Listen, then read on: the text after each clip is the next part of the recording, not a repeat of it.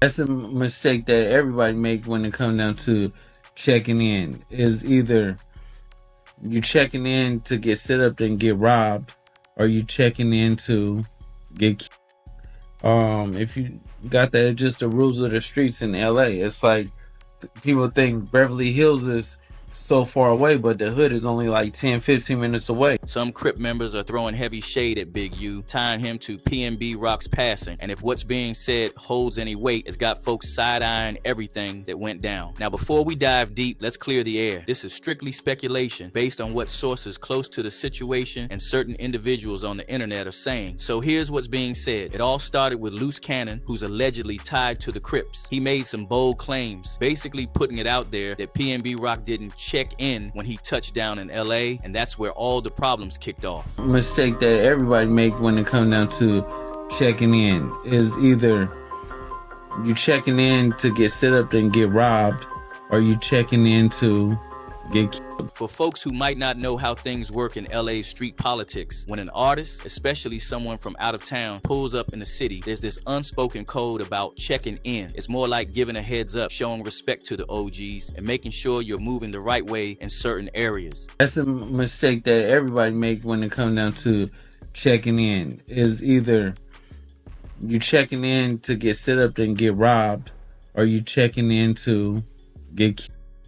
If you got that, just the rules of the streets in LA. It's like people think Beverly Hills is so far away, but the hood is only like 10-15 minutes away. That's where Big U's name pops up in this whole thing. He's allegedly one of the main figures connected with the Rolling 60 Crips, and for a long time he's been someone people in the industry would tap in with before moving around LA. But here's where things start to get a little tense. PnB Rock never really vibed with that whole idea. If you look back at his interviews, he was clear about how he moved. Dude wasn't into checking in, and he didn't believe in running around with security either. Unless you're gonna move around with security, you don't want to have to do that. Well, yeah, time you go out. 100%. Feel me? Like that should be, bro. People are targets out here, and especially try me out here a couple times. You feel me? Like I ain't gonna lie, shit don't never work. You feel me? I be too on point. Like I'm from the same y'all trying to do. But that kind of attitude in a city like LA doesn't always sit well with certain people, especially the ones who allegedly see themselves as the gatekeepers of the streets like Big U. Now here's where things get real strange. The day PnB Rock lost his life, we already know the basics. It happened at Roscoe's, South LA. Reports said a 17-year-old was sent in allegedly by his pops, Freddie Trone, to snatch some jewels. Trone ended up getting life behind that. A True Crime News exclusive, never before seen surveillance video of the crime as it unfolded.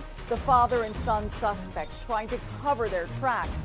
Was it pre-planned or a robbery gone wrong? But what people are really locked in on is what Loose Cannon said afterward. Loose, who used to roll with Big U, did an interview and dropped a lot of heat. According to him, he and Big U were actually at Roscoe's that same day. PnB Rock, The crazy part about it is I was at Roscoe's when it happened. You know, dude was like, he wanted that chain. He said no. And boop, boop, no questions asked, and just took it and bounced. But he stood on his business, but then it ultimately costed his life. And then people don't have to understand the kid was only 17 years old. Do you get what I'm saying? Right. So it's just different. And according to Luce, there might have been a bigger play behind the whole thing. Allegedly, the idea was this. After the robbery, someone would reach out to PnB with a solution. Basically like, yo, we know who did it. We can get your stuff back. And of course, that kind of help comes with a price tag. It's the type of play that has allegedly been run before. Make the victim believe there's a smooth way out, only to run the price up or keep leverage. And who better to contact than someone with deep street ties like Big U, right? Give it up and then check in with the real people.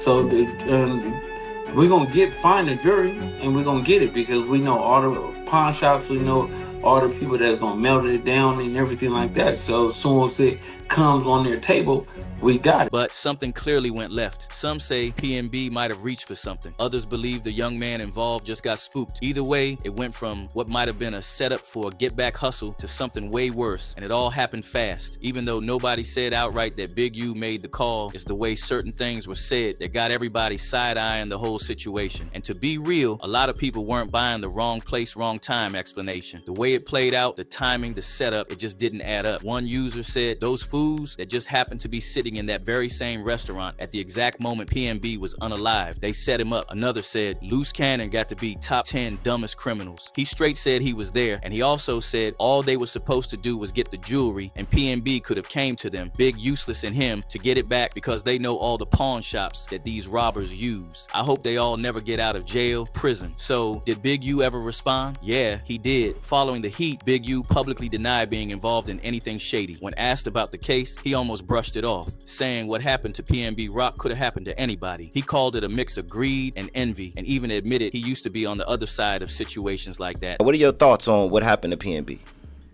I mean, it could happen to everybody. Just to be honest with you, I spoke on that. It's about greed. You know what I mean? Greed, envy, same thing I did. I mean, I did that. I was on the other side of, I grew up and I lived on the other side of what PnB Rock was. But here's the part that's got people scratching their heads. He didn't deny being at Roscoe's that day, but he also didn't confirm it either. And in situations like this, silence or half responses just make things feel more cloudy. And I don't think nobody is safe. I know dudes right now from LA who are actual gang members who have been robbed for their jewelry, who real killers. Like who really real killers. Like if he ever find out who did that, he gonna knock everybody down. He also spoke up defending this whole check-in thing that gets tossed around in LA. He claimed it wasn't about pressing folks for anything, just about safety and showing respect, especially in a city that is politically charged. Any real dude that's ever really been in LA, he checked in. Any real dude that's ever been in Atlanta, he checked in. If you moving and you getting money, you gonna check in because you need to know the right places to be and places not to be. That's a businessman. Yeah. So I mean, but shit, some people feel like I am who I am. To speak to I don't want to say his name, PnB Rock. Yeah. I don't even think that's the case with him. I think he was living here so long, he felt like he knew the place, and that's good. You know what I mean? Yeah. I don't think his situation is a checking in situation. He been living here. He know the people. He kind of know how to move. He just got caught slipping, if you ask me. Could happen to me tomorrow. So I don't think his is a real, like, quote unquote checking in and not checking in.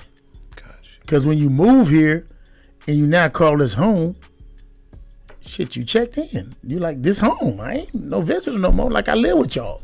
I'm one of y'all. Hey, I'm one of y'all. You know, like keep 100. And now, look how the tables have turned. March 2025 hits, and Big U gets slapped with a 43-count federal RICO indictment. We're talking extortion, human transferring, fraud, and even a 2021 situation involving the red rum of up-and-coming rap artist that was under his label, according to the U.S. Attorney's Office. Now, to be clear, PnB Rock's case wasn't directly named in the charges, but the timing, right after Luce's interviews, that's where things started feeling real suspect. According to several media outlets, the feds might have been watching way longer than anybody thought. Big U's now being held in custody, and if things go left for him, this could mean he's not seeing daylight again. And look, the internet is not letting this slide quietly. One user said Big U quite literally survived off of extorting and hurting black artists. You didn't see him making Taylor Swift and Post Malone check in. Another said the fall of the extortion king, the Big U turn, but this one might take the crown. Big U didn't check in with the feds. Now they are checking him out. It's kind of weird that so many pieces of this story are still blurry, like who was really pulling strings behind the scenes. But what's your take? Was this about power, respect, or something even darker under the surface?